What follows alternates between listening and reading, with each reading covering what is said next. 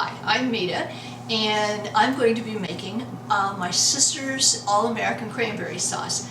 My sister Marlon made this one year for Thanksgiving dinner at her home, and it was absolutely delicious, and so it's been something that we've been preparing ever since.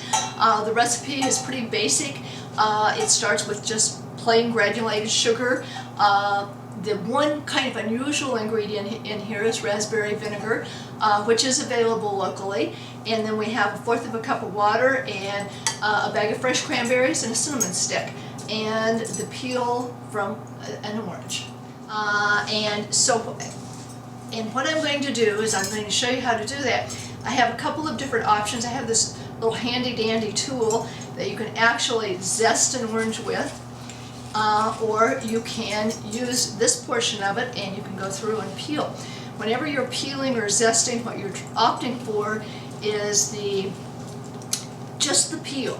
You don't want to get down into the white portion, which is called the pith, because it is very bitter. I'm just going to peel it over here, and then I can take this and I can cut it into smaller strips and add it to my cranberries so that is all ready to combine. If you don't have one of these little tools, you can simply take a paring knife and cut. And again, what you're trying to do is you're trying to cut mainly the orange part and not get a real thick piece of the white. And this would be kind of the ideal. And then you can just take your knife and cut this into strips, and that would be ready to add as well. We're now ready to add to a heavy saucepan the sugar, the vinegar, and the water. And this is what we call a super saturated solution. I'm going to put this on about medium-high. And what I mean by a supersaturated solution is that there's a higher proportion of sugar than water or liquid, and so it's going to take a little bit longer to come to a boil. This is a solution that I do want to keep stirring. It's not something where I want to go down stairs and do the laundry and do all those kinds of things. It needs to be watched carefully. We are working with the sugar solution, and we do have a medium-high heat. And I'm beginning to see on the surface a few little bubbles. Those stir down. What I'm looking for is a full boil where my sugar will be completely dissolved. At this point, you can see that the solution is clear, and you don't see any solid sugar. And so at this point, I am ready to do two things. I'm going to pour in my cranberries, my orange peel, and my cinnamon stick.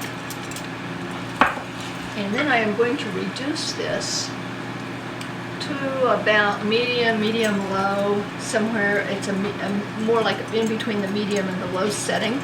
And I am just going to let this cook. At this point, since I reduced the temperature, I don't need to stand here and stir. I just need to watch and listen, because what I'm listening for is a pop. The sauce is now bubbling. The cranberries are beginning to pop. If I take a whole cranberry and push it against the side, it's squishy, and it's beginning to have what we would call a nice cranberry consistency. Part of that is because of the thickening from the sugar, but also cranberries are a natural source of pectin.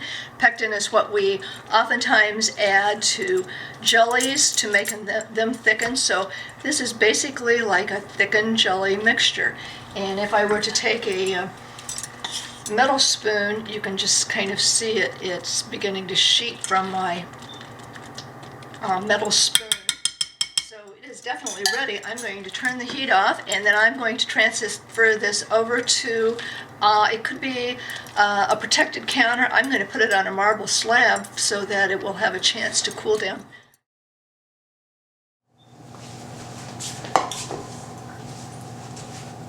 I'm going to set it here, and it's still a little hot, but I'm going to go ahead and dish it up. We'll just set this cranberry or this cinnamon stick aside, and we'll fill the bowl.